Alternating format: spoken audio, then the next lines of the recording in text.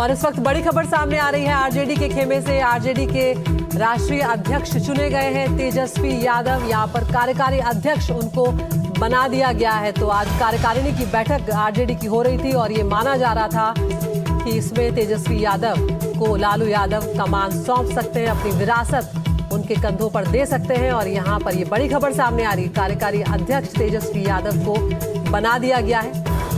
बड़ा अपडेट है, बड़ा दिन है। एक तरह से आरजेडी में लालू यादव की विरासत जो है वो अब यहाँ पर तेजस्वी यादव को सौंप दी गई है। रमन राय हमारे सहयोगी हमारे साथ जुड़ गए हैं। रमन, क्या डिटेल्स इस वक्त आपको मिल रहे हैं? तेजस्वी युग की शुरुआत एक तरह से कहा जाएगा अब आरजेडी में।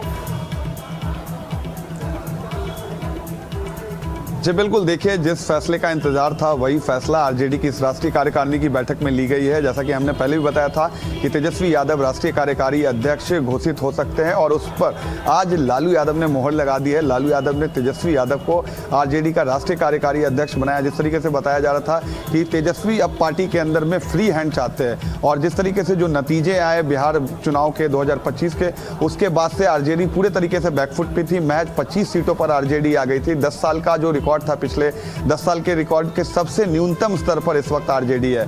और ऐसे में तेजस्वी के लिए भी एक बड़ी चुनौती है कि पार्टी को फिर से रिवाइव किया जाए और आने वाले 5 साल के बाद जो चुनाव हो उसमें आरजेडी मजबूती से जाए। तो ऐसे में पार्टी के अंदर एक फ्री हैंड और लीडरशिप चाहिए, जिसके लिए लालू यादव ने तेजस्वी यादव को राष्ट्रीय कार्यकारी अध्यक्ष घोषित किया है। आगे की जो रणनीति होगी आरजेडी की, वो अब तेजस्वी यादव के लीडरशिप में आरजेडी आगे बढ़ेगी। यानी कि मान लीजिए कि आप एक जनरेशनल शिफ्ट जो है लालू यादव से सीधा तेजस्वी यादव के हैंड में जो पावर है पार्टी की वो जाएगी। लेकिन इसमें देखना होगा कि कार्यकारी अध्यक्ष और अध्यक्ष इसमें टेक्निकल इशू क्या होगा, क्योंकि ऐसे कई बार देखा जाता है कि कार्यकारी अध्यक्ष के पास उस तरह की पावर नहीं होती है जो राष्ट्रीय अध्यक्ष के पास होती है। तो इस पर भी डिटेल्ड अब जब पूरा स्टेटमेंट आरजेडी का सामने आएगा बैठक के बाद, वो देखना बेहद ही महत्वपूर्ण रहेगा। लेकिन फिलहाल यही स्टेटमेंट और यही आधिकारिक सूचना अंदर से वापस आ रही है कि तेजस्वी यादव को राष्ट्रीय कार्यकारी अध्यक्ष आरजेडी का ऐलान कर दिया गया और इसकी घोषणा भी कर दी गई। अब कुछ देर में जब मीटिंग खत्म होगी तो इस पर पूरी ब्रीफ जानकारी पार्टी की तरफ से दी जाएगी। बिल्कुल रमन, आप नजर बनाए रखिए। तो तेजस्वी यादव के लिए बड़ी खबर है यहाँ पर।